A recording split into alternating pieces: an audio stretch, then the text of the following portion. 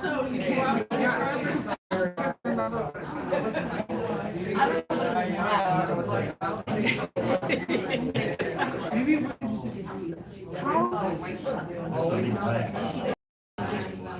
That is so funny.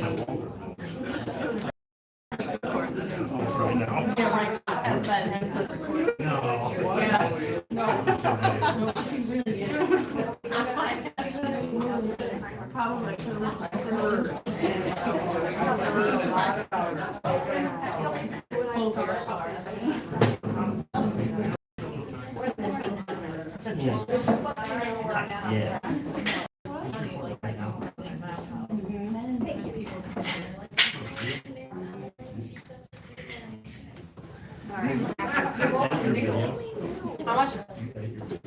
No. Yes, it is right now. I told you. You don't need to edit. I just started it. I'm for president, let's say that. I just started it just now. So this is recording, so if you guys want to go back later on and watch, be able to do that. And if you want to record your specific reading tonight, you can just record it with your phone, video, I don't care. Okay, so and if this is going on to the YouTube channel, and if you go to YouTube and then just search Rebecca Foster PhD, it'll take you to the website with all of my channel with all of my stuff. And it just says Patty's Gallery on it. So I'm Dr. Rebecca Foster. I'm a clairvoyant medium, and I've been doing this for 33 years. So just going to talk everybody's energy down, and you guys have been sitting here conversing, so it's not like you're just walking in and like, you're kind of calm.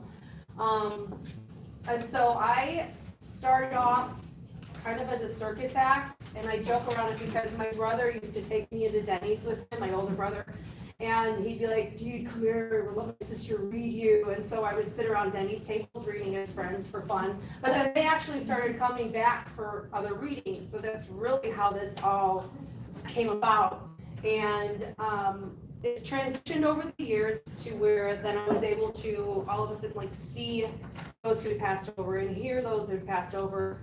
And I started off originally using tarot cards.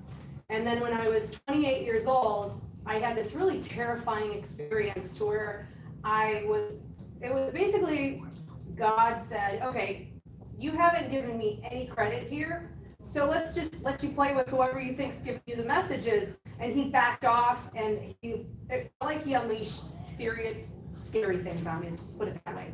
So I stopped reading for almost a year.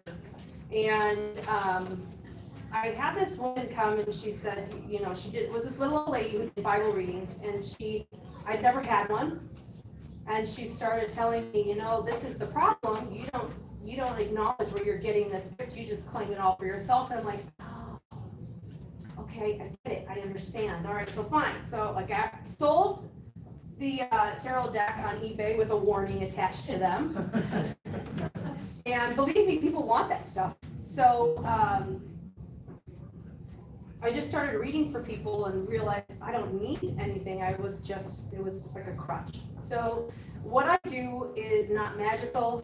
I repeat what I am shown, what I hear from God, from spirit guides, from people who've passed over. I do not consult the dead. I will not ask Uncle Joe if you should buy your next house or where. I won't do that.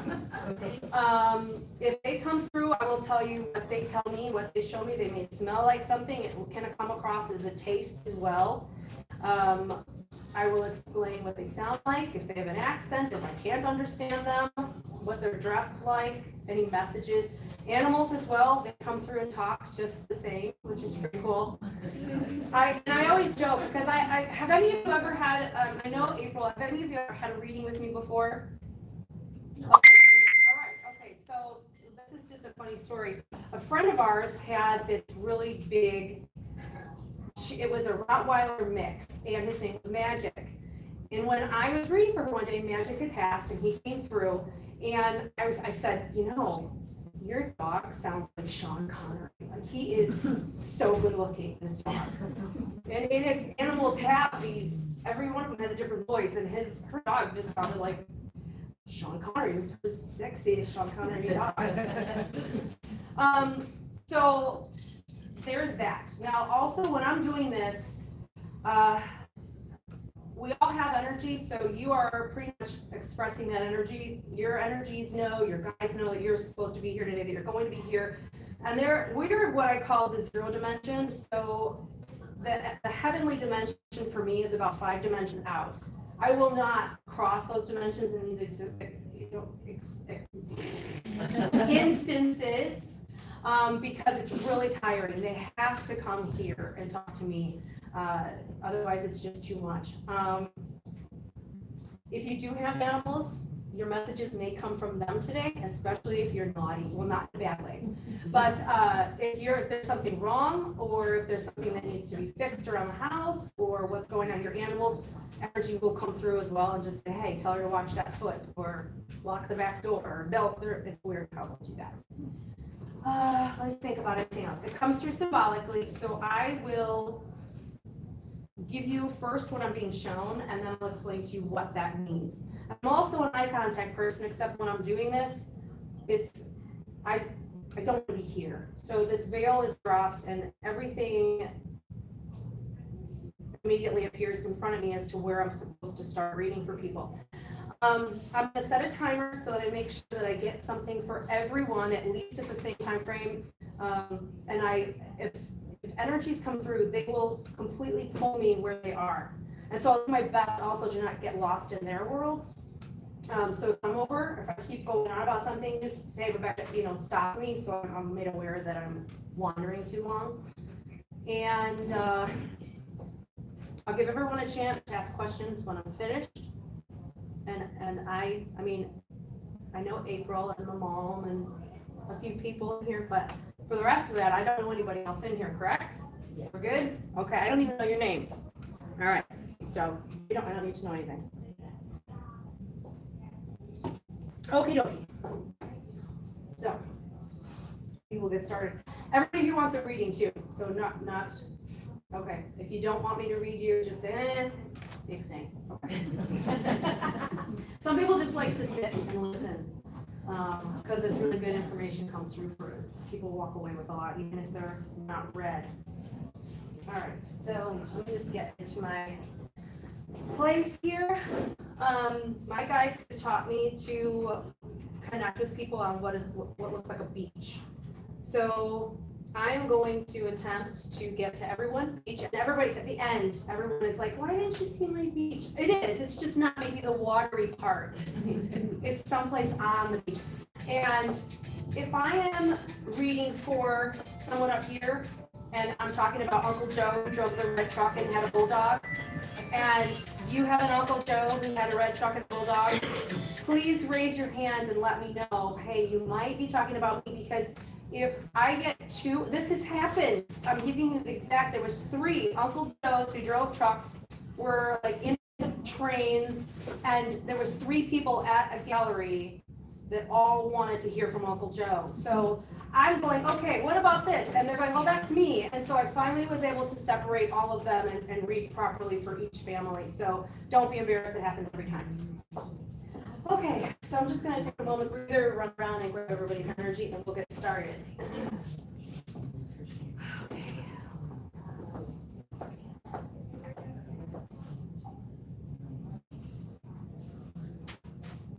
I will also read for the strongest energies first, because what you will inadvertently do is if I go to read for Janet over here, Karen's like, no, read me. And her energy will fly right in front of Janet, and I'll be reading Karen instead of Janet.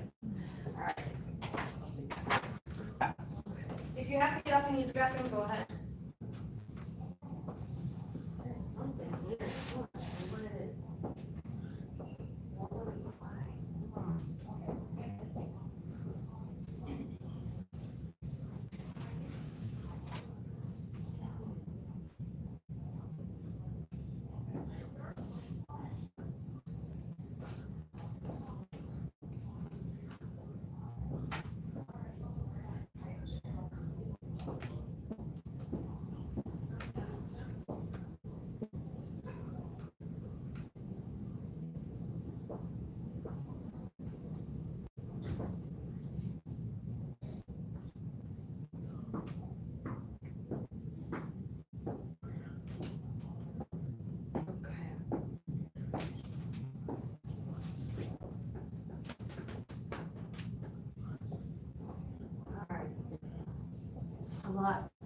there's a lot of messages, just kind of separating each one of you as I connect to everything.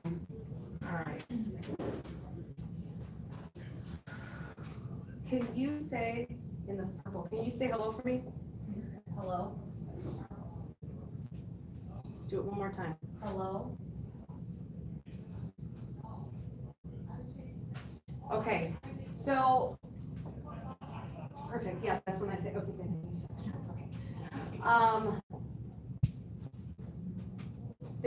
Your energy, there's a lot that's coming through. And it's partially because what your guides are showing me is that you are they're lifting you up and placing you in several different places. I'm sorry too, when I shut up, it's because I'm listening. You've got this, grab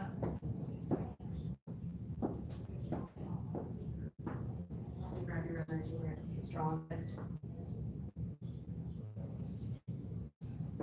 It's interesting because when I'm picking you up, because that's what I do, I pick people up by the back of their shirt to see what they're gonna do, and I can manipulate things, and it helps me understand a person's personality. So when I pick you up, you get really anxious, like you want me to stop. I've got so much to do, just put me back down because I can't even think straight, and I've got to be here, and I'm like, oh my God, just put me back down. And you're like really, really worried as I'm like moving you, like, and you're like, no, put me back. So as I'm picking you up, you're very worried about not just completing the tasks that are around you, but also about pleasing the people involved with all the tasks, making sure that all of these people are content and happy, and you don't want to upset them, and you don't want to rock the boat, and you don't want to voice this, and maybe they're going to get upset. It's like you are a people pleaser, and you are trying in so many ways and levels not to upset the people around you. And I'm just thinking the people around you, they need to get hardier, and they need to figure out maybe how to handle a little disappointment every now and then, because you're not here to please all of these people. And when the one thing is too is when I set you down, you kind of root, like you're all of a sudden trying to reach to root into the ground. Like you don't want me to pick you up. It's the need for the concentration, and when I don't want to, there's so much coming through, I'm like stumbling and mumbling, but you are trying to root into a situation, and it's not that you don't want to change, it's not that you don't want change to happen. Again, it goes back to people pleasing, and then there's this feeling of insignificance. And I want to put this out here too, that if there is a sensitive thing that comes through, something that the room— You've got mail. I will not point you out and then throw up all over the room. I will hear that somebody needs to hear this, and then I will explain that message to the room. So you don't have to worry about me calling you out on like wanting to be like a pole dancer or anything like that. So you, the thing is you really need to put yourself first here in so many different levels, because you allow yourself to like, here, I'm just like the door, just here we go, as long as you're okay. And you put the little doormat down, and then you let everyone walk over the puddle on you. Right. And part of it is just your nature, it's who you are.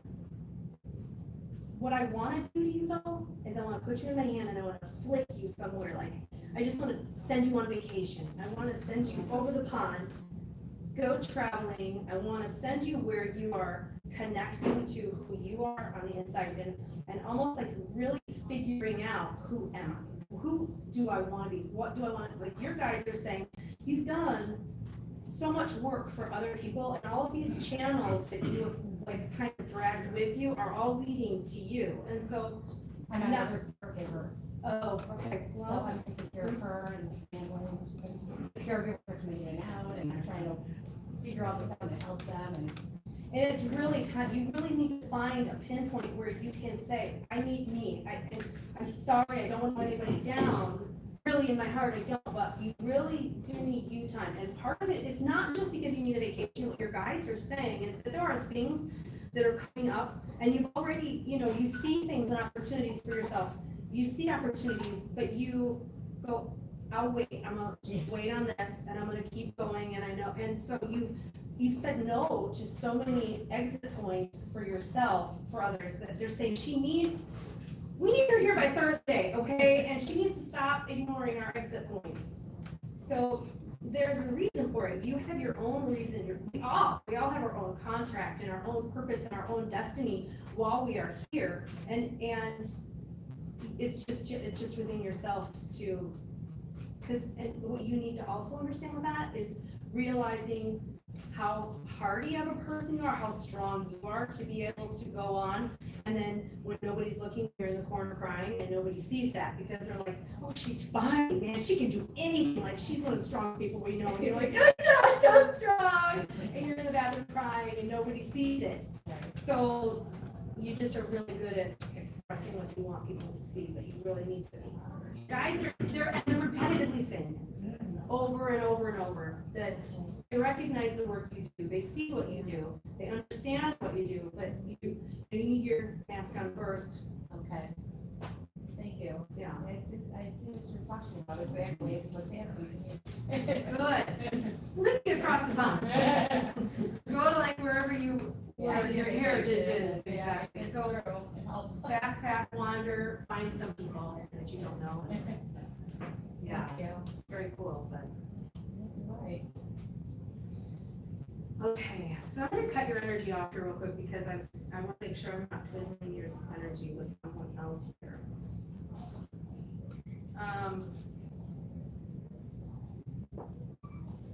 Are you guys together? No? Yeah, oh, You're invited. Okay, so let me separate because that's why I want to separate here real quick. Thank you. So this must be you, actually, like you just kind of like, I don't really like right in front of her as I was pulling away. That's why I want to make sure. So what's interesting, the first thing that comes through for you are these yellow tulips, yellow buttercups, or whatever. They're just my favorite. hanging flowers, and they look buttercups, not tulips. Tulips are straight up buttercup where they hang, and it's not an iris. It's yellow. This, the yellow has several different things, and then I'll move on because there's somebody who's trying to come through that is also carrying those flowers. So. And I burp the whole time I'm doing this because I talk so much that I swallow a lot of air. So I will burp the whole time. Just so everybody knows, it's not like I'm trying to outdo anybody or anything. It's just that I swallow air and I burp the whole time. I don't have to eat or drink nothing. It just happens. So you have, I know, right? You have somebody coming through with these flowers.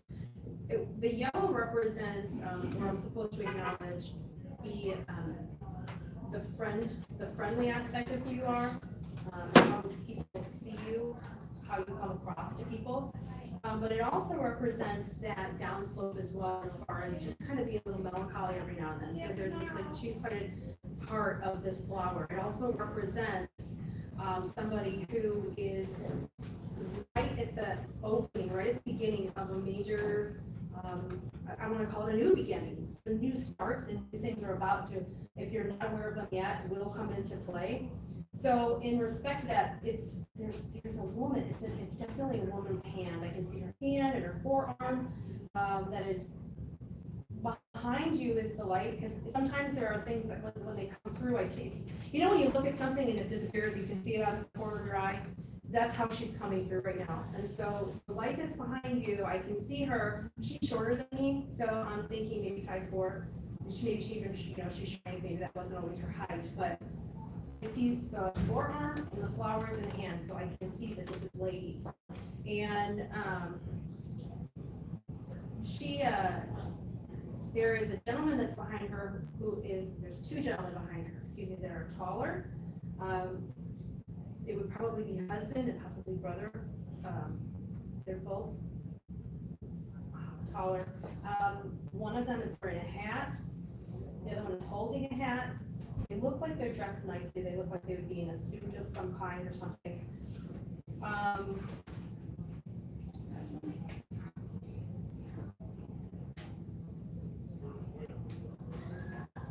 there's two sounds that come through with her.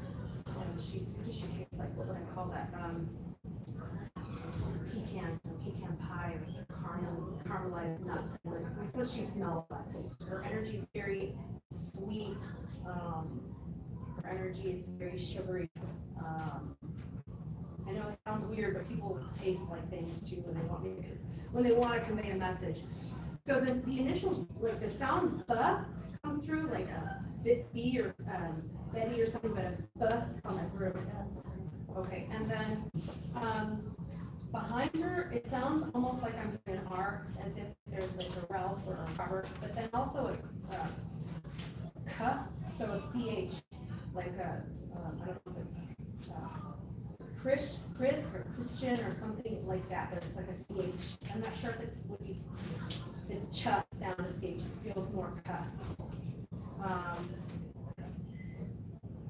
And they're all. I just want to listen real quick to her.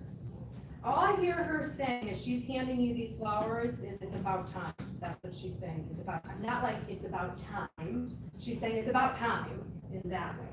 So there is something that's going to open up for you that you may not be aware of right now that is an opportunity that you should have. Now, in order to put that into perspective, I'm going to pick you up, drop you on your beach. And when I do that, I allow your guides to kind of dress you. And putting you on the beach, you end up barefoot, you're in a long gown, water is to your left-hand side. There is a boat that is kind of tethered to the sand. So what this is telling me is, one, anytime you're barefoot, it means that nobody is holding you back right now. You're going to have, the only person that will hold you back from any of these doors that are about to appear will be you. And so you want to make sure you're not standing in your own way and accidentally sabotaging anything. So barefoot, the gown is sheer, a little transparent. That means that this is high spirit, high trust that's going to be required here. And then the fact that the boat is tethered, it means that there is a career-related opportunity that's going to come up for you out of the water. It'll be related with finance, money, career. It usually is represented by the water when it comes to career, going out like this. The fact that this boat is tethered here means that this is not going to be something that is like, it's going to be a choice. And it's going to be a do I, don't I, possible regret. So this is a life-changing decision that's going to be provided to you. And it will all fall, and you have to consider all of, like, what am I going to put my signature on with this? Good, bad, indifferent, it's all going to be yours. And the fact that it's tethered there, it's anchored to your beach, is anchors of any kind represent God. And so what he is saying is, I'm setting you up with this. You might be terrified of having to go out on the water for this whole new opportunity in your life, but I've got you. It's good. You got it. Well, you're not running. I mean, just make sure it's full of cheese, wine, blankets, that you have all the necessary requirements of a long stay on a boat. So again, it may not be clear to you yet what this is, but it's there, and there's nothing holding you back. No one is going to say, that's the stupidest idea, or why are you going to do that? They're all going to rather support you to do this. It's very interesting. Yeah, and they're saying, leap of faith, trust what happens, which is really what's kind of represented by the gown. Okay. All right. I have to separate energies. Can you say hello for me? Hello. One more time. Hello. Can you say hello for me? Hello. All right. It's a good flow right here. I don't know why the energy you guys are circling. I can't even talk today. Circling the room. I have to go with the energy. When I'm at home, I will pace. I pace the garage or the house, or I just pace everything. I end up with lots of things following me around the house, the cats, the dogs. All right. So the first energy that comes around you, you have a little boy around you. And when I see your energy, because it's really interesting when I'm doing this, is I'm connecting on that level of the spirit energy. And on your beach, everyone has their own. Everyone, if I see a lot of children or spouses or people on person's beach, I'm like, kick them off. They don't belong there, get rid of them. But you are on the beach and you have like pace marks where I can see like deer trails in your beach where you walk up and down and around. And the beach, as I get to other things, other places, I'll explain where I'm at on the beach, but you are directly out on it. And you have a little boy who has darker hair, and he is, the way I am, I look down on him. So you guys are kind of like a miniature scene to me, but he is on your right-hand side. He is, now there's a j sound around him, so I'm not sure if it's like his name, like John or Jamie, but there is a j sound that comes around him. And he wants me to acknowledge that. What he's talking about, okay, hold on a second, I just have to listen to what he's saying, because he's trying to show it to me at the same time he's talking, so I need to understand his message.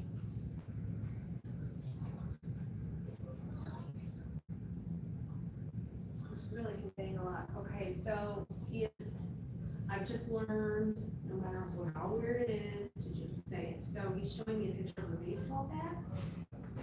He is showing me a car, a road. He's almost like he's referring to being around or something during an accident of some kind, or somebody having been in a car accident, wanting me to acknowledge certain things. And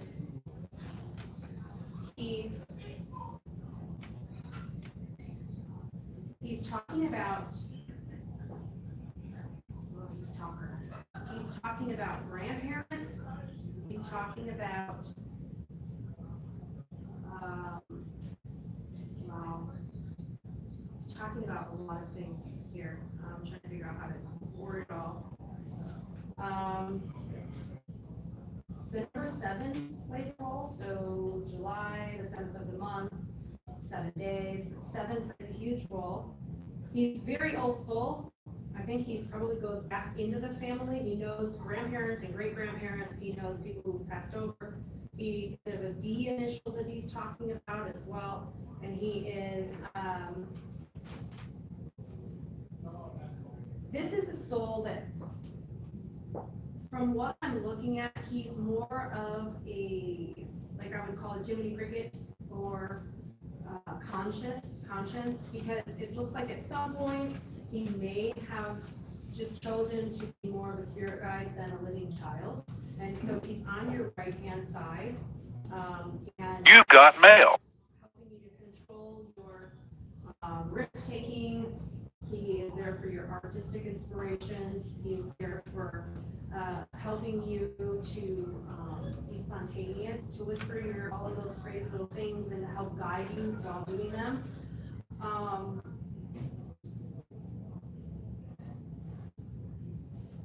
Again, that D comes from, I'm not sure if it's Daniel or Danny, but he wants me to say this name. He's asking me to repeat that.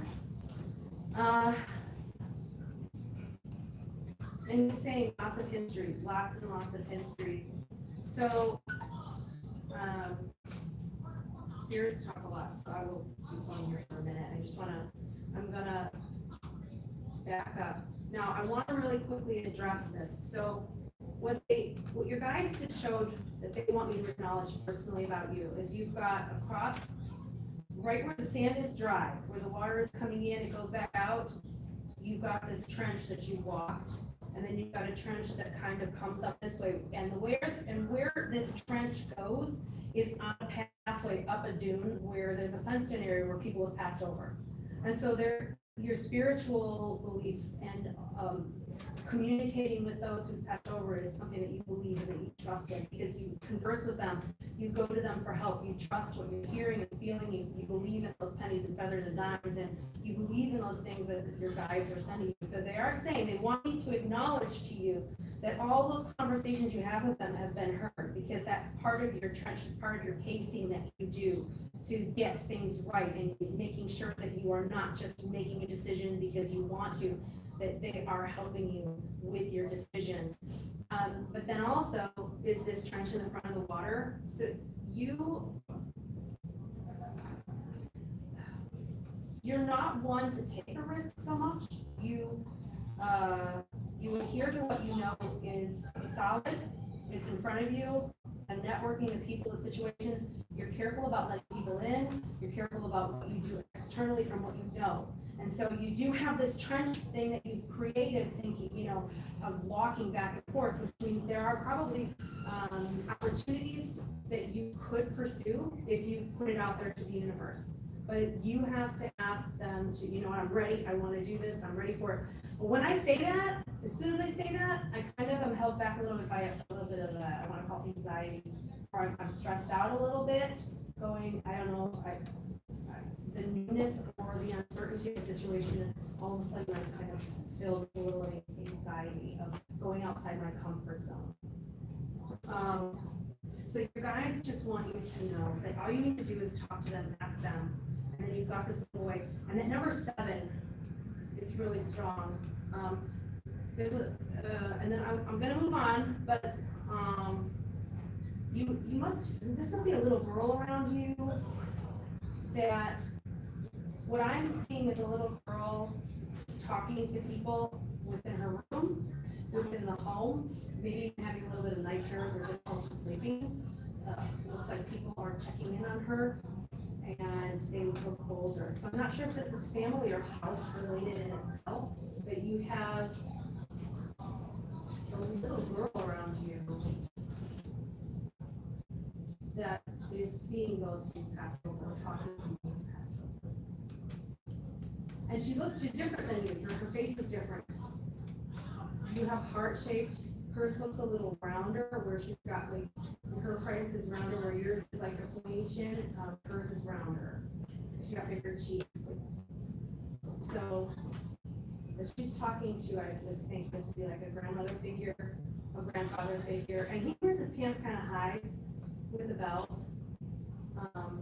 And she looks more like the older grandma, that was apron wearing and cooking, and she looks more old fashioned. Titi Tata, I'm not sure if that means anything, but I'm hearing that. I think it's some kind of a little girl talking about somebody's name. Okay. So we're going to separate that energy. Now I'm going to read you next because your energy is out there.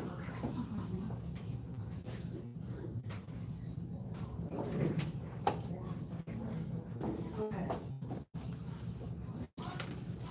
All right.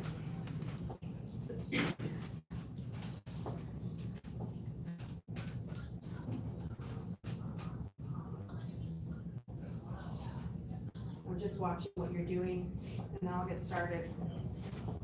I'll say that to people because most of my readings are done on the phone. So I'll be like, okay, hold on, I gotta find you. Like, well, I'm in the kitchen. And no. I don't need to know that. I just need to find out. I see what you're doing. I need to figure out why you're doing it.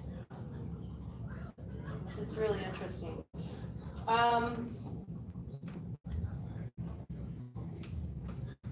It just makes no sense. That's what I'm like, why is she doing that? What are you doing this for?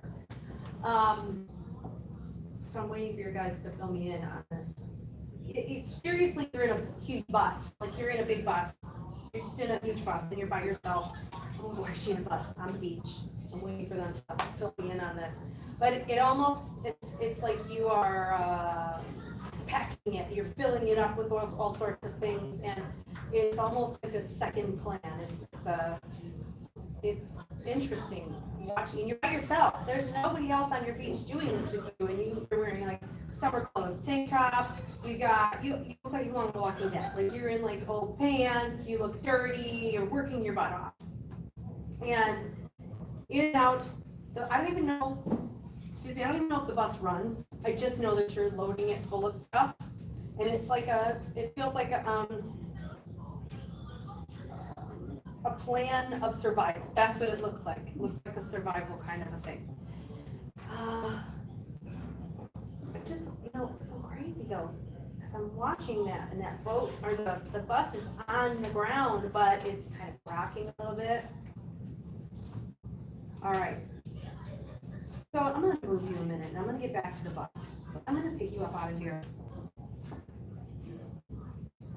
You're very malleable, you're very easy to work with, because sometimes I get bitten, like when I pick someone up, they'll like punch, they bite, and they want me to put them down.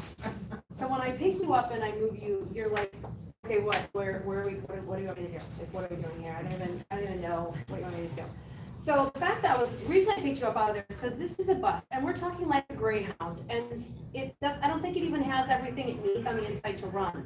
And it almost gave me this feeling of just being able to go, not telling anybody where I'm going, and just going, and just removing myself and allowing myself to figure out who I am and to be and to experience, and not that I don't love what I have, it's just that I need to figure out some peace within. I need to restring myself. And so when I was watching the bus, the waves were coming up, and then the bus was kind of, every time I could see the wheels sinking further in and further in. And so just because, we all make choices that, you have families, you have kids, you have all these responsibilities, and we can't feel guilty just because we want something different for a little while. It's like we can't feel badly wanting, I love this, but I need a break. There's nothing wrong with that. And so it's almost as if, because I don't think the bus was going anywhere. It was more just you keeping together the idea that eventually you are going to figure out your own personal identity, maybe, if that's the case. Because I'm not going to just say it happens to women. I think it happens to men too, where you set your sights on something, and all of a sudden you're that person, and then you go, oh wait, where did I go? Where is me? Where did I happen to be? And so regaining that personal identification is really what they're saying. So when I pull you out of that bus, you're standing there like, where do you want me to go? I seriously, like, I don't care anymore. That's what you're just like, ugh. So it's easy. You're wearing these really cute little, like, well, they're dirty and all, but they're Keds, and shoes, period, that don't belong on the beach. And so shoes represent the feeling or the perception of being held back. I would love to, but I can't, because it's that. And sometimes that because is like a legitimate reason. I can't because I'm taking care of someone, and I'd love to go to Vegas, but I can't because I'm married, or I can't because I have kids, or I can't. There's legitimate reasons for things. What we have to do is figure out if that reason or that because is legitimate. Is it because I can't go out to dinner, because if I do, then dinner won't be on the table and the whole family's gonna be mad? McDonald's, it's figuring out if your reasons, if those shoes represent true reasons for standing behind and like neglecting or rejecting ideas, or if they are reasons that you can say, you know what, I need to do this. It's going to change the schedule. It's going to change how things go. And I'm supposed to tell you everything has changed. I'm supposed to tell you everything has changed anyway. And this almost feels like a doorway that you're about to walk through that has, as you're walking through, it looks like people are just stacking books as you're walking through, you're putting books. So what that tells me is it's either like a real going back to school, or that this doorway is going to represent a major lesson for you in this, to answer if that's the right word, cutting ties, cutting cords. And so all positive though, it's all positive. And it's funny too, because right before you get to the door, you kind of go like this, and you take those shoes off and walk through. So prior to getting through there, it may simply be that you have to figure out how this is going to work in their life. It's interesting. And usually when it's not change that someone else wants, it's harder for them to deal with. I know that dingle's there, but I just want to see something real quickly. Because your energy just goes, what about the bus? What do I do with the bus? Interesting. I get it. Okay, so the bus is kind of like it's a safety, and it's memory,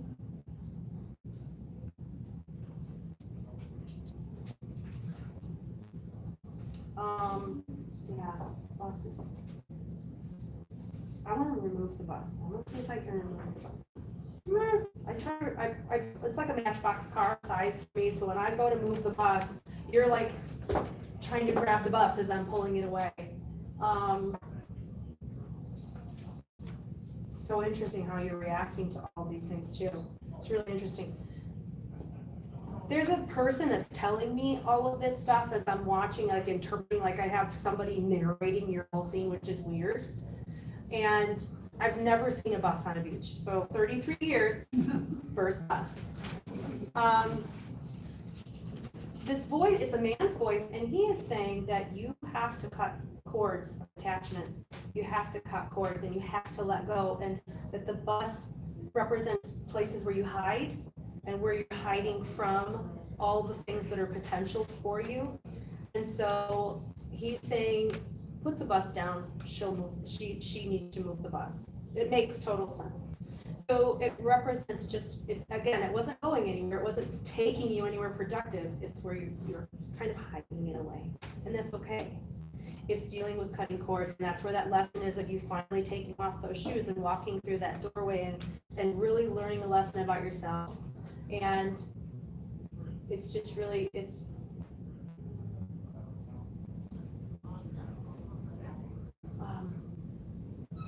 weird. I don't know if I'm hearing honey or bunny. I'm not, it sounded like I'm hearing love you honey or love you bunny. I'm not sure. That honey is what I'm getting the gist of.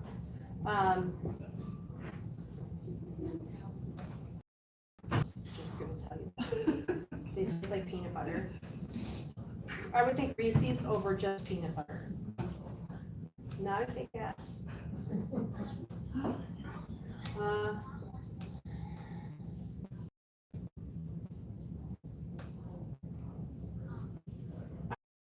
Before, as I'm finishing, I'm supposed to say hello to you in a different language or something, like hola, or I'm supposed to say it like being funny.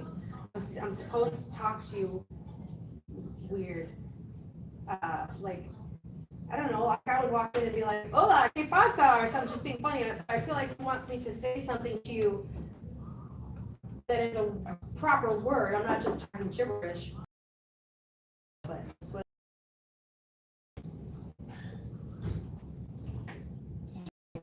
all these things that they do to try to get a point across, to try to get me to understand when they're not vocalizing it, and then they symbolically show me things. It looks like Three Stooges, you know, that's what he's trying to, I don't know. Yeah. I don't know, he smells, and I'm gonna move on, but he smells like a cigar leaf. It smells like tobacco, I think. Peanut butter and tobacco. I don't know. Okay. All right.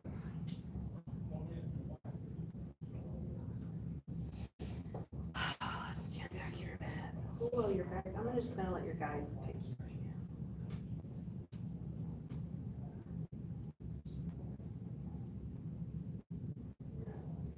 I have so many energies coming at me right now. I have to separate them.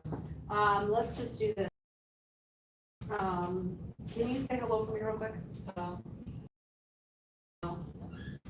Okay. All right. So let's grab you.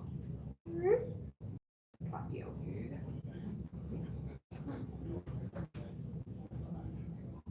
All right. So your guides, I just have to back up here a second. See your view. Huh. You're kind of floating. There's a lot of different places that you're dropping. So I'm just making sure that I'm seeing what messages you're sending me.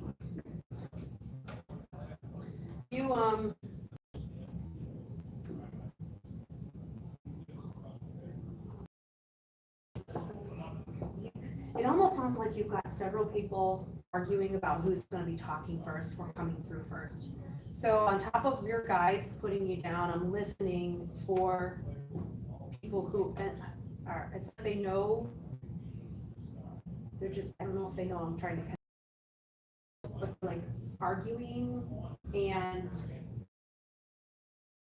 okay, we're up. It's that kind of a thing, that's what I was waiting on. I'm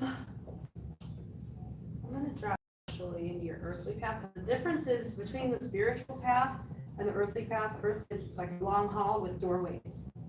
And so you're everywhere, all over your spirit path. It's really, there's the way that it is, it's really not giving me any definitive place. They're just trying to express how busy you are and how you are involved in so many, not only in your life, but in so many other people's goings on that they're just letting you know that. So when I drop you on your path, I'm being told to tell you it's involving money, because the first door on the left is money, finances, career room, and it's a man's voice, and I'm thinking this is a residue of somebody who's living, and it sounds almost like discussion over doing something with the money. What are you gonna do with the money? It's funny too.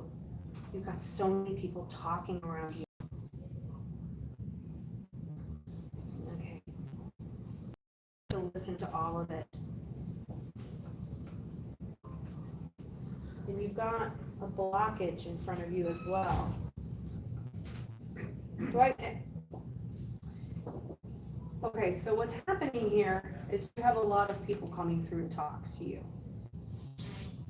Showing me almost as if I was to put like vellum or trace over your, so I can see, but there's a distortion to everything happening on your beach. And then when they flip me to your earthly beach and I can hear someone talking about, and it's like a dude sitting in a chair and he's like, what are you gonna do with the money? And he's like yelling at you from the living room. And that's as far as they take that. Standing in the hallway by myself. So backing up, everything very covered or veiled means that there's something going on around you right now that your guides are carefully trying to give me information about without telling you everything about it. So something you have a question about, so you can't know because it will affect how and who. And so if that tells me it's something that's important, and it tells me that it's not just like what you share today. It is a decision that will affect what people around you as well. And so if I was to consider that, it would be you and people most important to you, this decision would affect that. It feels like you would be uprooting or moving something and then placing it down somewhere else. So big, yeah, when I said that too, I kind of want to throw up a little bit. So it means that the way you feel nauseous like that is that something that is going to be given to you, the main message is you're never going to make everyone happy. You're not. You can, this person's going to be happy and then this person's still going to be like, well, what about this? What about that? How about this? So you're not going to make everyone happy in your decisions or how it affects, and it involves money. And I almost see you kind of like whatever, like just like throwing your hands in there, like just do it yourself like that. That's kind of how it is. Also, if it doesn't involve you, don't get involved. Stay out of it. If it doesn't have your signature on it, don't get involved. Even if they go, what do you think? Don't even, because the truth about it's not what someone is ready to hear, even if it asks advice or if it does not involve you specifically. Okay, I have to go to the bathroom. I'll get back to you in 5 minutes. You know, whatever you have to do to get out of the conversation. Is there an M? And really quick, I know the time went off, but is there an M around you? Millie, or a Mildred, or a Millie, Millicent? Maybe with an L, an M, Millie? Melissa?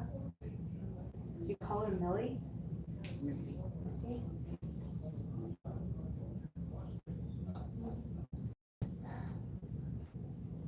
When I take you and I take Melissa, I feel like I'm almost having to force two north nodes of a magnet together on some kind of an idea. There will be whatever it is would be like butting heads on an important idea. This may be part of the aspect is if you're requesting, or if you're requested for something, you may want to go, I trust that you will make the right decision. I would stay out of anything that does not specifically help you. It may just be someone's hormone or kind of going wackadoo. Is she pregnant? Not your hormones. I wasn't talking about your talking about Millie. Or Missy. She's not pregnant? She have a daughter? Yes. It's definitely her energy. It's definitely coming from her. So whatever's going on her end, or there's a distortion of personality. Yeah. Yeah. That sounds like if it's not hormonal, if it's pregnancy, or if it's just problem related, don't get involved. You're just going to be that guy. And then go on vacation. And whenever he's talking about that money, go spend it. Mom! Mom! Mama! Ma! Ma! Mom! Mom! Mom! Mommy! Mommy! But let's just get real. That is what he sounds like. And I laugh every time he calls because he'll just keep doing it. He just knocked me off. Mom! Mom! Mommy! All right. Let me get some water. Drying my mouth. Oh my God. It's so funny.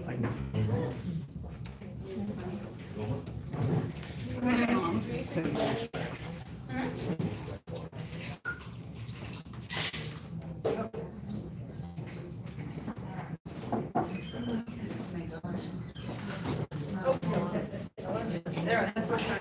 My sugar was driving me crazy. Okay.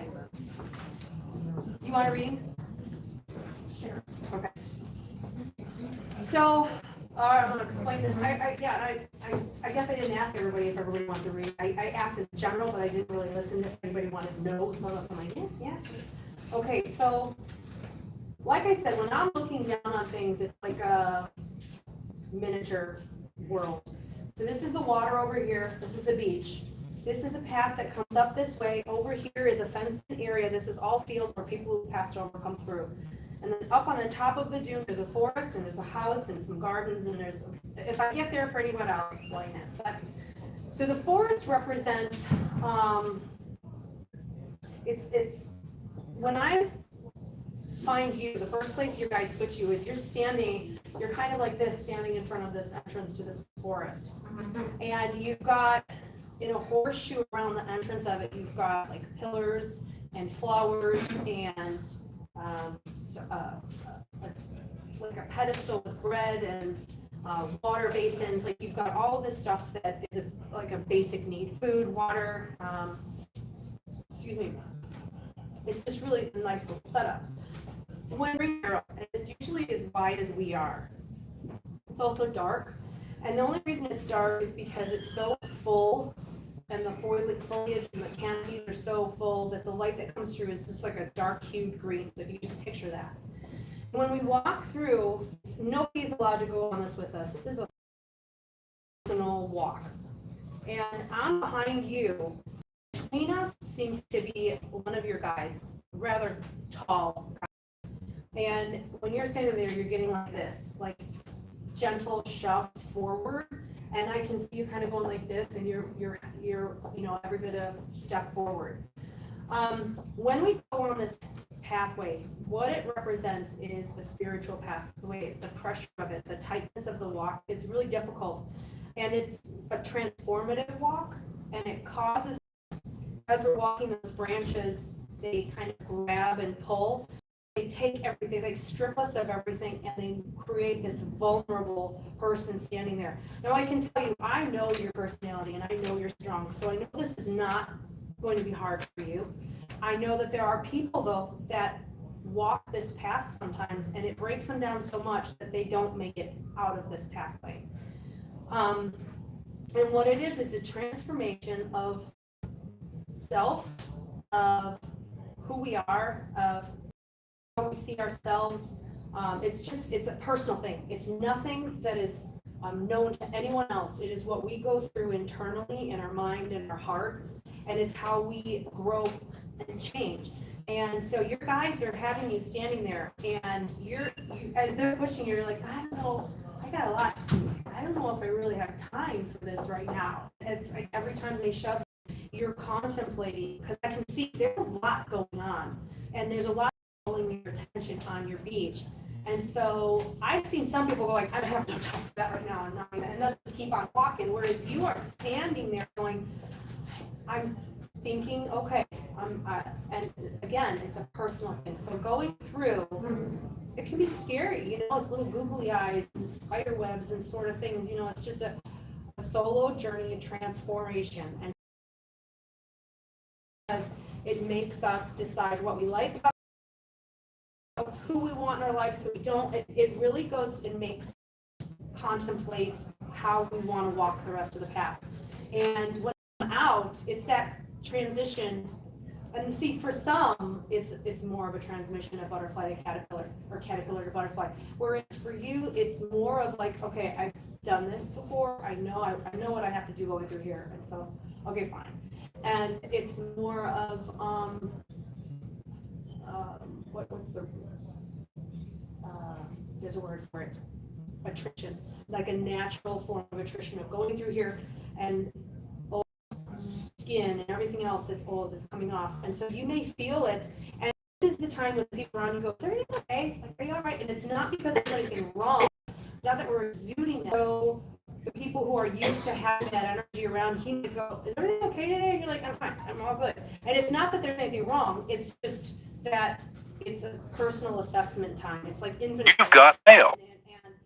And it's a good time. It's when you want to become a hermit, not talk to anybody and not be bothered, and in a time where what you normally have fun doing, you just want to I don't want to do that. It's not because you don't enjoy doing it, it's because again are assessing what's going on. And your guides are putting that are doing that, and it almost makes me feel like they're preparing you for a next portion, because when you come out of there, all I smell is like lemon and lemon fresh, and I smell like that newness of things. So when you come out of the cut down new places that you've never been and never done before. And so if given that opportunity, if you feel it can be hard, because it also, for some people, going through the forest and becoming vulnerable is depressing for some people. It can be just downright like, I don't know it makes people really look at themselves. And like I said, some people don't come out, but this looks like it's more like a renewal period, like you're molting, or you are shedding, you are getting rid of the old, moving into the new, and you talk to all the time, they'll be like, is everything okay? And you're like, fine. In your head, you're processing so much, you may not realize that you're going through an internal growth, both like spiritually, physically, mentally. And you'll look back and go, wow, what I just can't believe I just went through that. And it's all a solo journey. It's not like you've got like a team around you running in this journey with you. And it just involves sloughing off all of the old and then moving and be ready for it. Because like everything that does that, don't they get better after they shed? Everything bigger, more colorful, brighter, prettier, trees grow, so that's the whole process, is just shoot, and then shining like a butterfly. So your guides are just letting you know. And I think the reason they let people know that too is when we go through transition, sometimes we internalize so much it becomes depressing to where we start to judge ourselves, and we think that we're bad people, or we think we're this, or we think, and that causes some people to just get stuck in that self-deprivating mode. And so some people crawl through that path and they can't, it's very difficult for them to get out of it. And so understanding when, like, for instance, if they're telling me something along that line for someone, just to recognize that if you are having a difficult time going through a transition, it's a short period of time. It's not something we're stuck on. It really is just get through this, figure it out, and some people don't, and that's some of the difficulties. Helping people to realize it's temporary.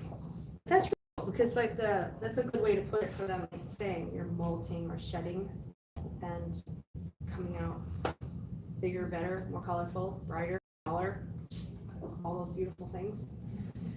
Some people don't. They don't. It's really hot in here. Holy cow. Is anybody else hot? I know, it's like hot. Holy mackerel. Okay. Let's get to turn the fan on. Oh. Must be. Don't say that. Remote. We. Oh, she got it. There we are. Oh, there we go. There we go. There we are. Thank you. Thank you, darling. Appreciate it. All right. I have a message for this table here, but I have to wait because I have to make sure I'm getting it clear. I have to make sure.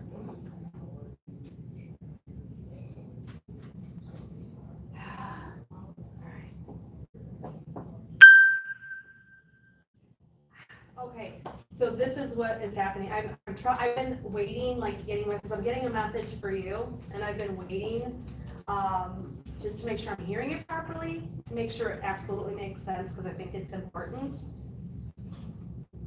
But, okay, so you are her, okay? All right, you are her. So I don't want to do it because everybody has to break to see. So this is what, I don't know if I can do this with my shoes on, I might fall, but this is what I'm getting. Okay. Just, you don't suspect it. You're turned around. You don't know what I'm doing. You don't pull a gun on me or anything. Okay. All right. So, how does she do it? She does like this. Now, like, I think if I was legitimately doing this, I'd probably jump on your back, but I'm not going to jump on your back, right? I feel like I'm going, I have to watch and make sure I'm copying this properly. I'm running, full run, and I'm like this, and I'm like jumping up on you. Okay, sorry about that. He's my brother, so I can do that. Okay. That's what I'm doing now. Okay. I am being, as I jump up on you, I am told, the first thing I hear is, I jump on you and I go, let's go do our nails. It's the first thing I hear. It's the first thing I hear. So I was hearing that, like, am I hearing that properly? I jump up on you, let's go to our nails, and then ice cream, and then I want cotton candy, and let's go, like, right now. And I'm like hyper, want to run, I want to, get all this done. Let's talk about Coke. I'm here, let's talk about Coke. And, okay, hold on, I have to hear what she's saying here.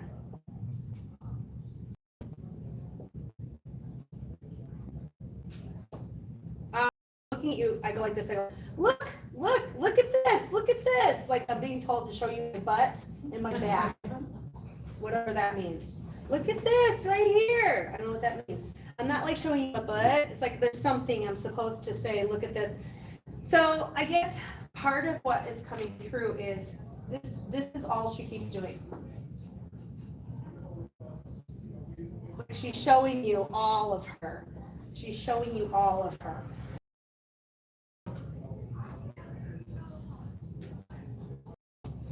Talking about a sundress is in order. A sundress is in order.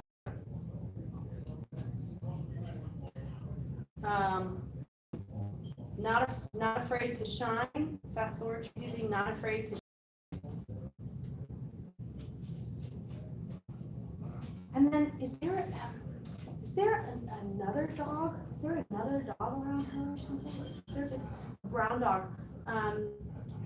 Not your dogs. Almost like a maybe a bull, boxer or brown. And it feels shorter, and it's not one of your dogs. Is there any kind of dog like that that makes sense? It's dogs, but it's not your dog. Longer tail, a wider, longer tail, and she's talking about this dog. Was it a female dog? Male? Okay. So I see your dogs too, so I have to separate them. Okay, so I want to put, I know this sounds so weird, but I want to put a party hat on him. I don't know why. I want to put like a birthday hat on him with the thing with like whipped cream on his. He looks like he would take it too if I would put a party hat on him. He passed over? Is he got a birthday coming up? Find out about his birthday. If he's got a birthday, if that's what she's trying to talk about, a party hat and whipped cream on the nose, but.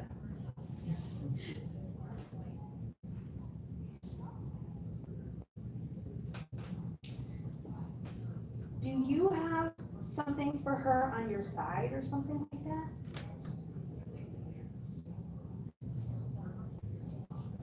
It feels like right on my ribs, like I feel this, my ribs right here hurt, like right here, I feel like I'm supposed to acknowledge this here, and she wants me to acknowledge this, and like I want to push on this right here, but she wants me to acknowledge this right here, and again, she wants me to acknowledge this. She wants me to acknowledge all of this, like wants this, because this hurts right here.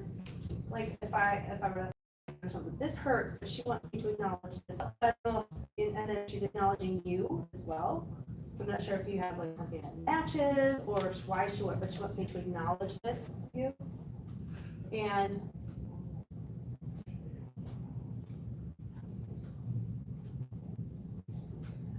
I know this is funny too, but she's talking about all night buffets.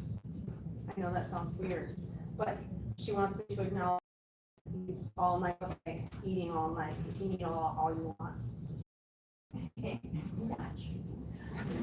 not you. I think she's talking about her being able to, it's like she's trying to acknowledge being able to eat all night buffet if she wanted to. So if there was like, for instance, if she had any kind of issues eating, or if there was a tendency towards an intolerance to something, or if there was anything like where she was restricted certain foods, which it's almost like I want to say, like, I know I'm not buffet, man, like we get on a cruise, that kind of a thing. That's what she's making me feel like.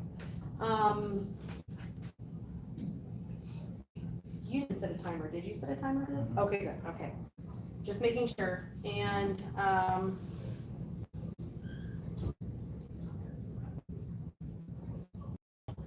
she wants me to acknowledge your foot or your foot. It feels like my right foot, and it feels like it's on the outside of my foot as well. Here. This right here. And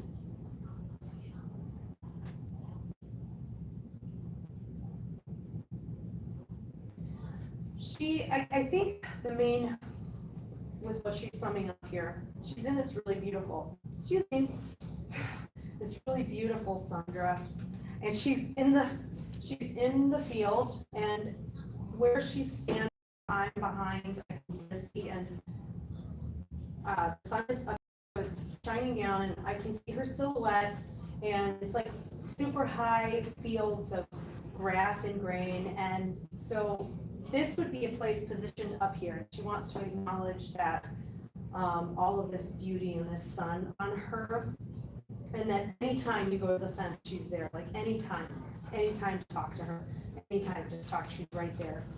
And it's just, it's really, really pretty. What I can see.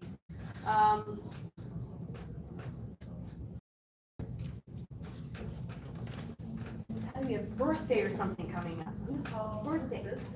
Oh, okay, because she keeps talking about birthday. Yeah, okay. So okay. All right. Birthday coming up. She's talking about that. And then what it's, I'm gonna cut off for her real quick. What she goes like this. She goes, can't show me this side. Just like that, like you would do like a car salesman, like in the field.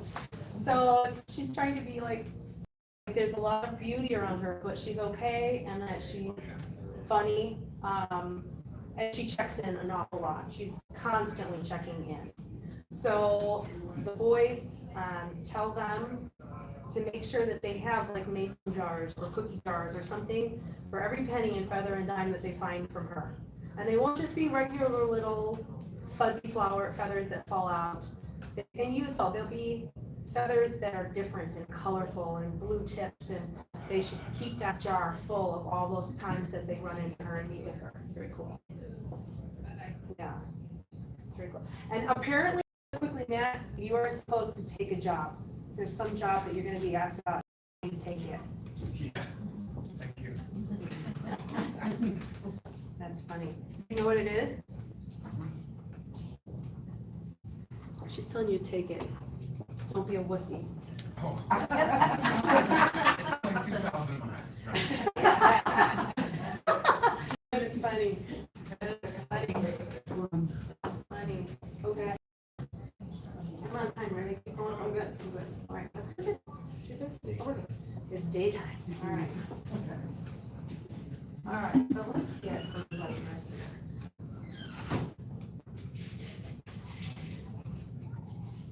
Can you say hello for me? Hello. Okay. All right. So, this is funny because I'm gonna explain something else too, because there's a counterpart to people like yourself. So, you are what is recognized by upstairs as an incarnate angel. So what that means is at some point, you would have given up your wings to come down here with all of your experience and knowledge to serve and to help. And that means that you would take on servant jobs. You'd be a nurse, you'd be healthcare, a bartender, somebody in the human services, helping, making people happy. And how does a hairstylist and how do bartenders relate to nurses? Well, they're all unlicensed therapists. And actually nurses out there taking care. So it's something to do with human sources, human resources, caring for, taking care of, leading and directing. And so part of the message for you is to understand why you would attract so many people in need to you because of what you exude as far as energy and light go. And so you'll look around and go like, okay, everybody who's got a problem with black cloud, an addict, an abuser, whoever, all these people would be attracted to you because on a visual level, they just see you. On an energy level, they're like, oh my God, look at that light. And they're just sucking the life out of you. So you need to, I always, people such as yourself, when you're finished in the morning, you need to take your little off the hair, your protective suit, and you get into it.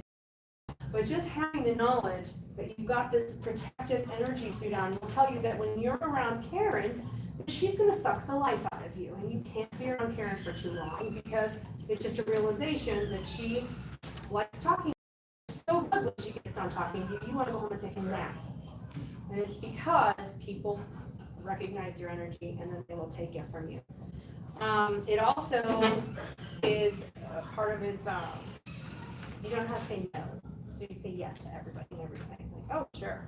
I've got like 50 things to do today, but I can fit in none of them. It's not a problem.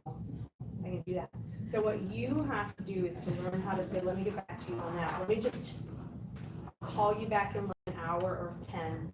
I'll let you know if I can do it or not. And really look and think, can I do this or not? Do I have the energy? Do I have the time? Do I have what it's going to take to do this?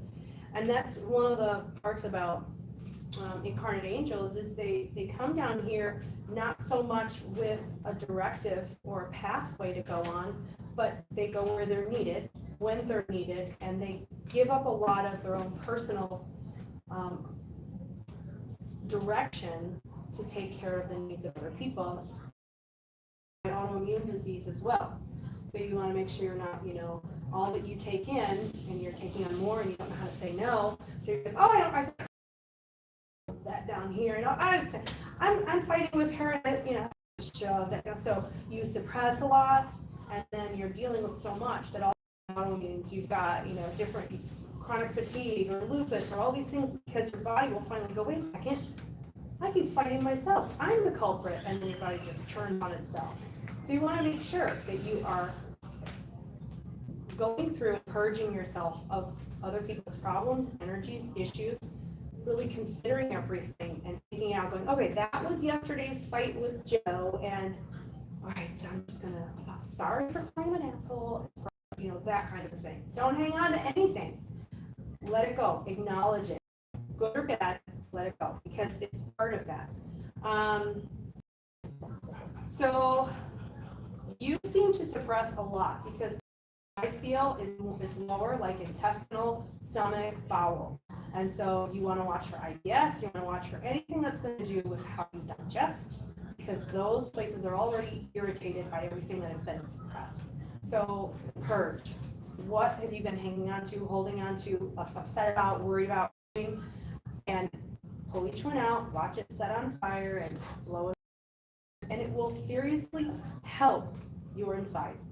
And I'm sure you're probably doing everything anyway, enzymes and everything else you could possibly be taking to help. If you don't address things that are part of the root problem, it's never going to go away. But yeah, that seems to be like right around my belly button. I feel like if I eat certain things, for no reason, I might like cramp up or bind up. It just feels like this area here. Everything else looks good. It just feels like I have this like cloud right here. So we still have time, right? Okay, so I'm gonna grab you really quickly on your beach. Barefoot, you're barefoot, which is good. So nothing's holding you back right now. It's definitely time to start the project, start moving forward. And yes, you are sure. This is like a mother figure that's standing behind you, and it's on the maternal side of the family. So we're talking mother, grandmother, that lineage on mom's side. And she appears to you at first, it looks like, well, it almost looks like a hand is touching your shoulder.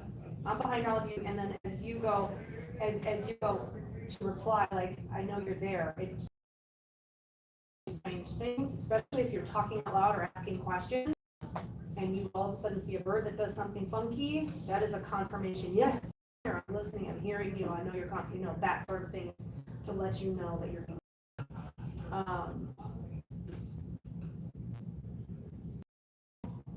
And then real quick before I'm, it almost looks like somebody walking with a cane or walking with something to help them, and it's on the left side. So the left side means that that's the side they're trying to. The left is that correct? The left leg is what's bad if they're walking with the left. Right? What do you do with the left side? Is it the opposite? Is it the opposite side? She's got it on the left hand side. Yeah. One with the cane on the left side. I have no idea, but I know she's got it in her left hand. And wants me to acknowledge, I'm not on her, but it feels like almost like the femoral artery or something that she talked about. It feels like from the knee to the groin, like wanting me to talk about circulation or something from the knee to the groin area. And I'm not sure why. Just and it doesn't hurt. If it were bad, if there was something like a clot or something, I would be feeling some sort of pain here. But it's not, it's almost like it's been closed or it's collapsed or something, and it feels like it's here. I'm not sure from what kind of a process. If you have any, and I'm vibing it on you, and I'm not feeling it on you. But if there's any kind of weird tingling or sensations in the leg, that would be my first thing, is having an ultrasound come from the knee to the groin up like this artery area, to making sure that there's nothing that's closed off that is causing any kind of circulation problems towards the foot, ankle. It almost feels like my foot is a little numb on my left side, so I would be checking that out. That would be my first question. And I will let you guys ask questions when I'm done too. left going, what are you talking about? We'll go with that. Okay. All right. Excuse me. Okay.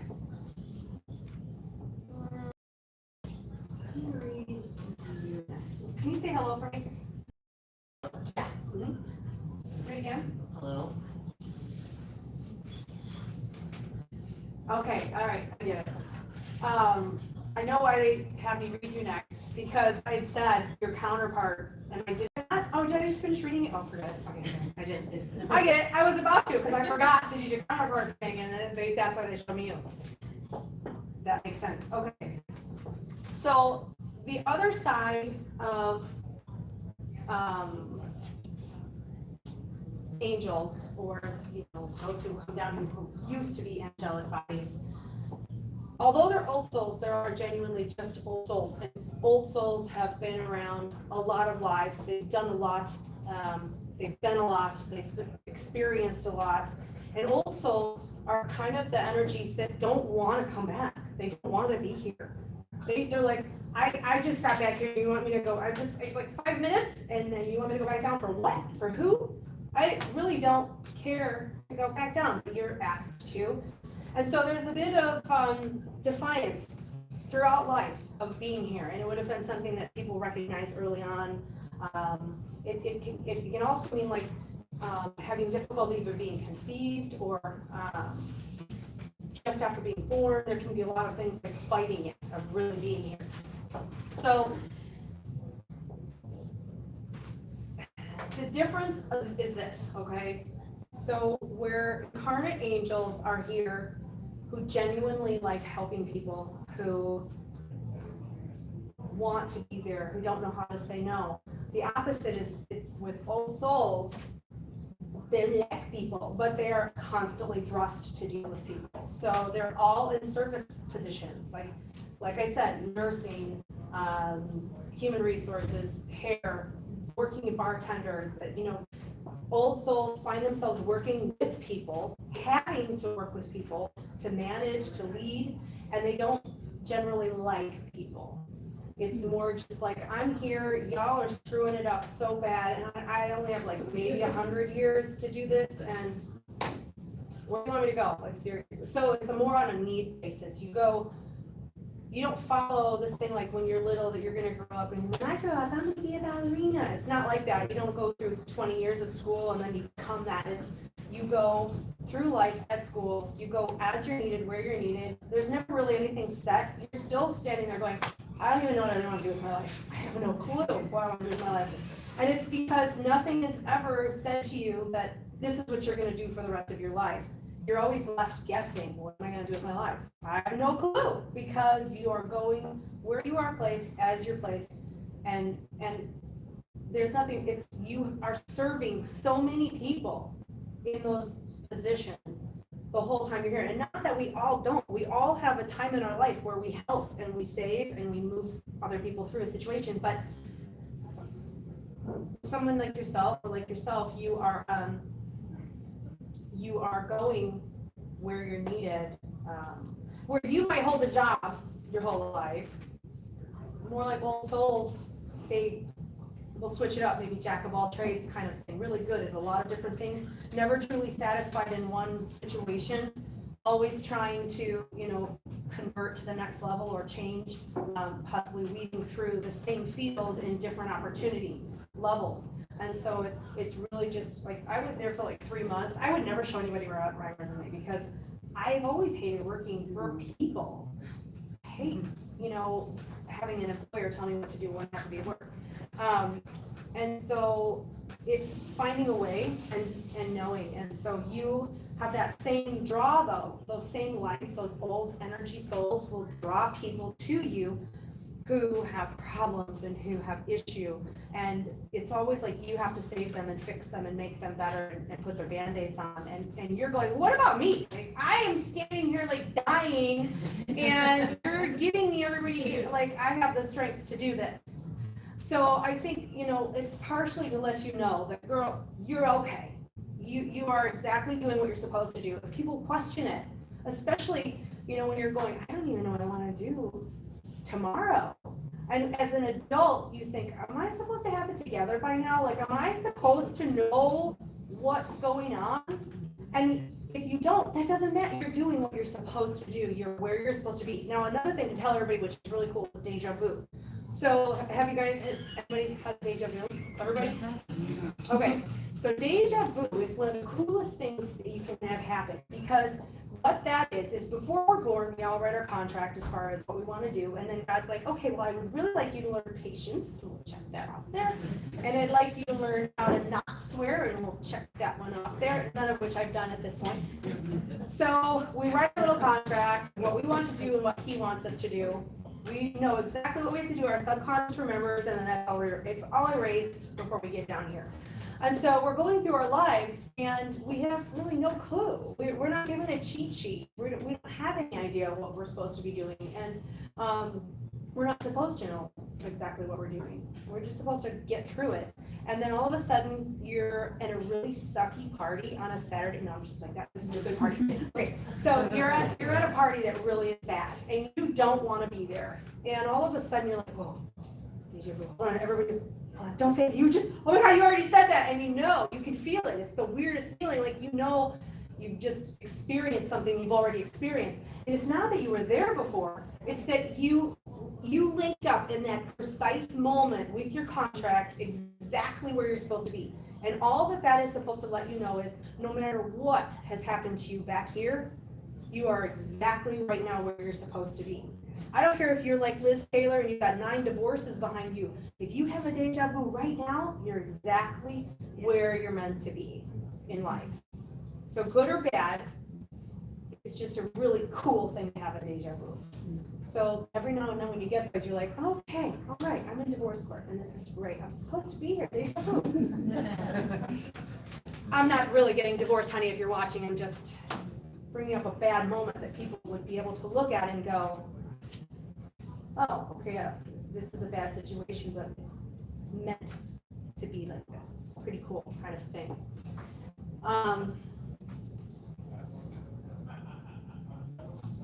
I know, did that ding? Did I? Almost. Oh, okay. I get lost in my when I'm visualizing, and I can't. I'm also supposed to tell you that you are like you've got a younger male around you that you are like a beacon to, or a lighthouse. So that means that being that they're placing you by the water's edge as a light source means that there is a young male, or there's a male around you that will spend an awful time in the water, all the time in the water. And when someone is in the water, it means they're struggling, that they're really having a difficult time with things. And if they're not in a boat, if they're submerged, it means that they find themselves often struggling, drowning. And the fact that they want me to acknowledge you as a lighthouse is that it's not that you're here to save this person. It's just that you're here as a means of guiding them back to, swimming themselves back to the water's edge. So it might just letting you know that you may not recognize that you've done anything. It may just be that you're just a lighthouse and this is my nature, this is what I do. But I'm supposed to tell you brought some young man in from drowning in the water back onto shore. Excuse me. So you've served a great purpose in your life with that. And it can be a son, it can be a nephew, but it is a young man who at some point it almost looks like you're just like standing there and like, and you walk away, and whatever you just said in passing planted a seed. It meant something. And if you weren't there at that moment, that seed wouldn't have been planted, and that person probably would not have found their way back to the water. And it could have just been something like, suck it up, buttercup. It could have been something simple. But they were waiting for that one person. People will wake up in the morning and go, okay, fine. You want me to stick around one more day? I want a brunette to say hello to me today and just like, what's up? Those are the words. That's all I want. If I hear that, then I'll stick around. And then you walk in and you're like, hey, what's up? And they're like, fine, okay, I'm staying. And then, people don't realize little roles that we play. It's pretty cool. All right. I'm going to read you next song in a British accent if you don't mind. No, I'm just kidding. I won't do that. But my brother will interpret. He will do an interpretive dance of the thing. Matt, I'm looking your way. Andy? Stretch.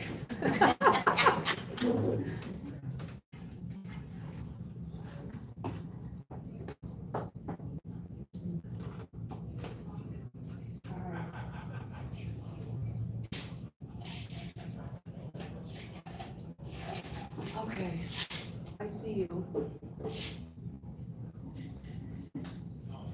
Okay, so you are on your beach. You look like you're cleaning up your beach, cleaning everything up. You've got a boat sitting on your beach that almost looks like it's been glued or taped up. It's been taped across the center. I wouldn't trust it exactly, but if it's got that, but gorilla tape maybe. Out further in the water, there is an anchored boat, but it's like right at the drop off where it's about to get deep. You also have a pier off to the right. There's a lot of pink. Like there's pink everywhere. You've got pink. The pink. There's a lot of pink everywhere. Okay, so you are cleaning everything. You're like sweeping up the sand and putting sand where sand already is, and you're just like, it's like you are removing old footprints. You're making everything so neat and so pretty and beautiful. And what this represents is at some point you would have gone out onto the water in this boat that you've got taped up. And it represents almost like a memory or a do this, don't do this is what you did, don't do this again. It's like a learned lesson. And so the fact that when someone has a boat, it tells me that there would have been an opportunity presented to them that will take them out on the water for success of some kind. Sometimes these boats present, but like I was joking before about having wine and the cheese and the blankets and everything, you want to make sure that you are prepared. Regardless, you have everything you need to go out in the water, not make some quick, rash decisions. So what they're showing is that in the past, at some point, you would have been presented with something that would have created a desire or passion to pursue. The boat sitting there, why not? So you would have gone out on the water, wouldn't have been fully prepared, and would have found yourself having to come back. The situation would have either fallen apart or it wouldn't have followed through. Something would not have come to fruition. And the problem with it is that it was something you should have done. It was just ahead of the game, which is what the boat out in the water represents. Something that had appeared at one point that did not come to manifest is going to come to manifest for you in the water.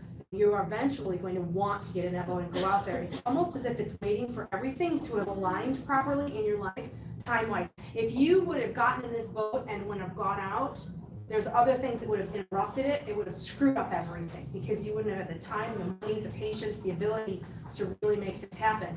So now, with you, you're prepared. You're cleaning this up. There's other boats out there. It's saying when it's ready, this boat's going to come to you. This opportunity will present, and it will be perfect timing. Like you have not given up something previously and said no to something, or I'm sorry, I can't take it, and then it's a lost cause. This is something career-wise that's meant to be for you, and with it, there's a lot of conversations, and it almost feels like it's involving. I don't know if it's teaching or what, but it feels like you're involving children and parents, and I would call it like almost social. There's some kind of communication going on with you and other people. And I can't put you in a classroom, so I have to take the teaching part out. But I feel as if, what would I call it? It's like you're sitting in a room talking to a child. I don't know if it's counseling or working with a child somehow, but you are communicating with a child about something that feels under the table, meaning it's private. You're talking to this child about something, they're communicating to you, and then you are presenting that. I don't know if it's through social work or through something to that effect, if it's like a corner-pointed agent of some kind, I'm not sure, but it feels like you are the voice for somebody who doesn't have a voice. Oh, okay, so then also the pier, I can see how, I think there's things that I can't say right now too, so I'm not gonna say, because I don't think you wanna know, but there's connections between you and the opportunities that'll allow you to walk out on the pier. You're going to be given the grace of the connection to keeping what you have and still experiencing what you have to before the boat is brought to you. It's almost like working from home or being able to, I don't want to say have your cake and eat it too, but it feels like that with the pier. Not many piers appear, but you've got one. And then there's other things.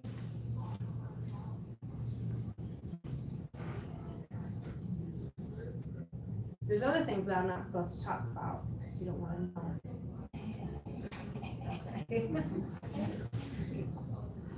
All right. Is there anything I can tell?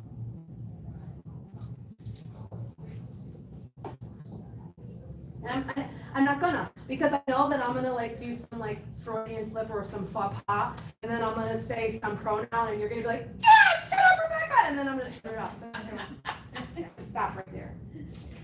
All right. So you know what I'm talking about. Okay. I think so. Okay. Okay. All right. Okay.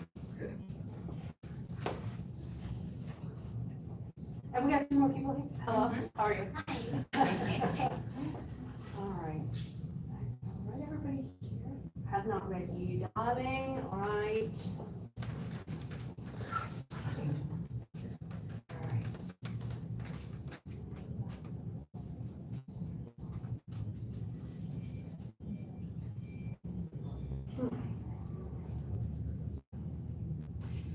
I'm supposed to tell you that your lucid dreams are real. Your dream is real. Your dream is real.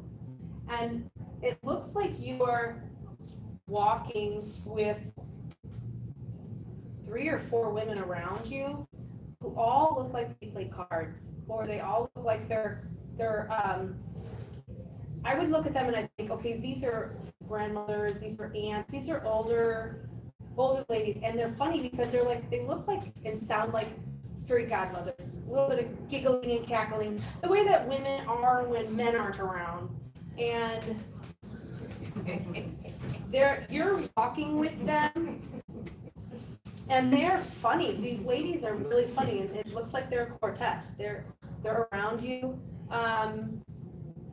You're walking in front of them. Everything is very shiny, it's very sunny and beautiful. But this is a dream. This is a dream state. So you need to pay attention to that waking moment, that when you are waking up and you've got people coming through that you may or may not recognize, but it's very rarely that you will see a person in a dream and you will legitimately be able to make out their face. In your dream, you wake up and go, okay, I know that it was this person. You can't really say, I saw the face, or you just know in your mind. It's how dreams work. There will be conversations with people who've passed over, so you want to look at the women that are in the family that would have been the hostesses, the pinochle players, the whatever games they played with cards, and they feel elderly. They feel elderly. I would think elderly in maybe the 60s and 70s, the way they look. So, okay. So, when I'm walking behind these ladies and I'm listening to,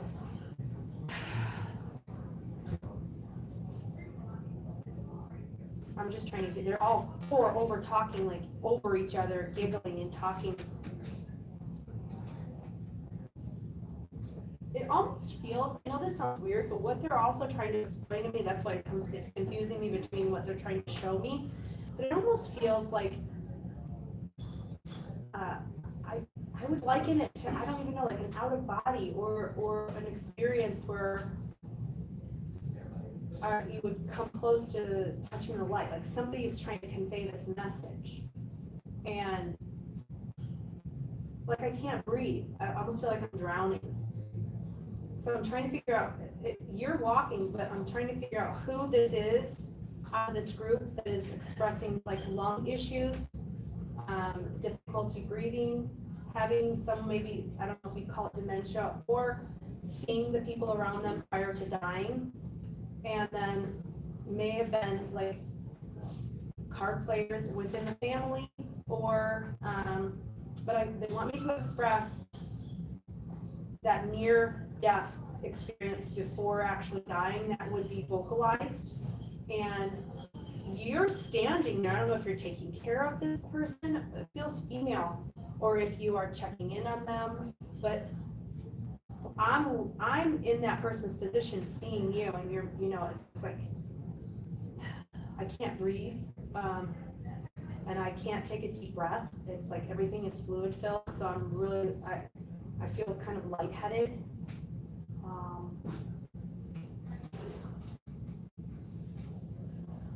It's interesting. I'm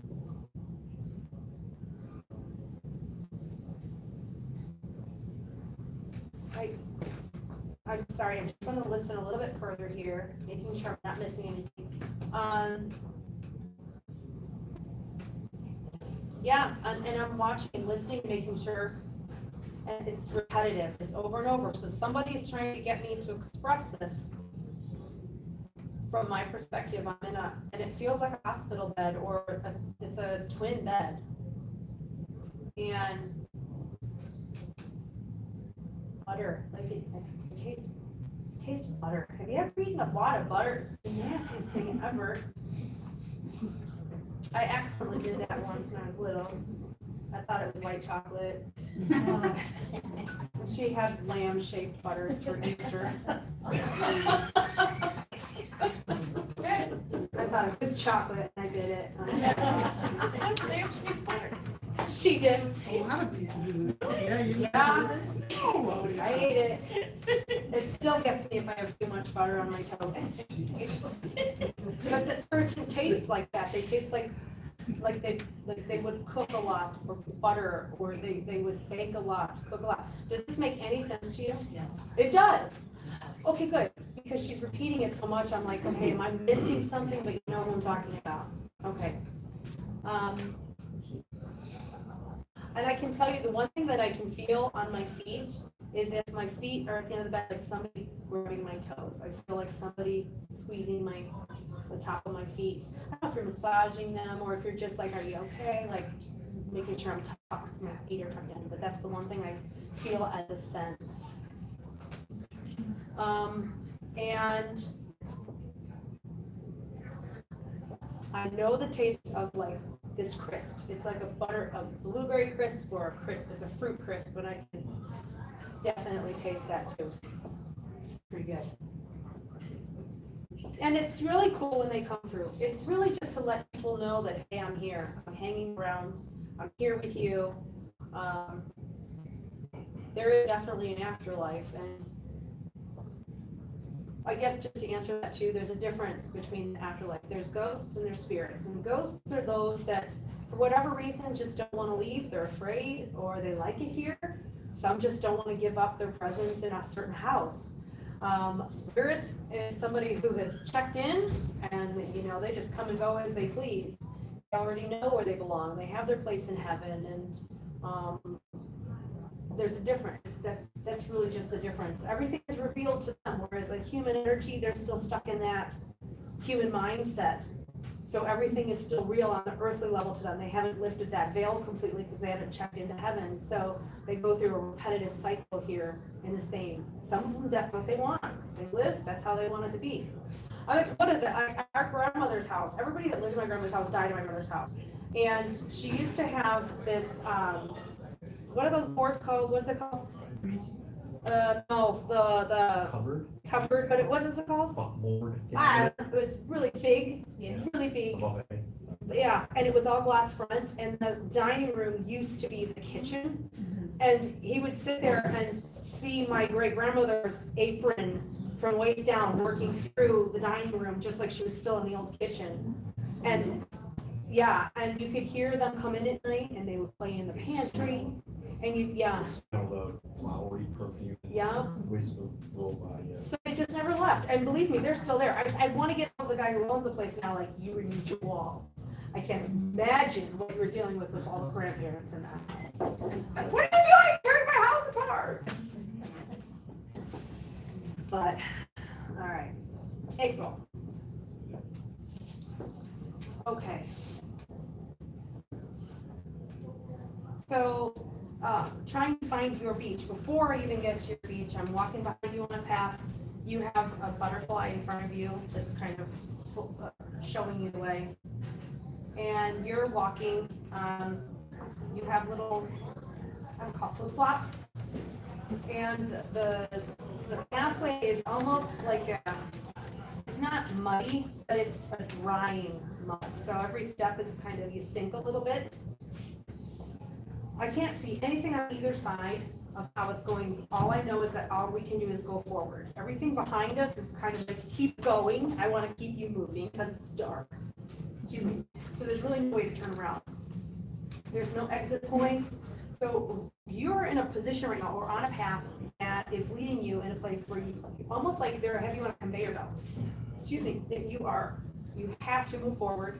You can't stop. There's no room to sit down. There's just no, I'm gonna trip over you if you slow down. It's that kind of thing. So they're just letting you know that there's really no choice or opportunity or experience or place to go that is going to mess up the direction that you're going right now. I would also suspect that you would start seeing like recurring fours around you. Fours, 444. Yeah. Because that is letting you know, that's your guides letting you know, just keep doing exactly what you're doing right now. We've got everything else covered. You don't need to change. You don't need to do any differences. Just keep moving forward. And they're not showing me further distance. All I can really see is right in front of you a few feet. And that's really the only thing that's lighting up. But the butterfly represents spirit. I'm assuming it would be your mom. And I know she's been there before as like bluebird, but this is more butterfly. It represents for you transition in life and transition of the way things that will go from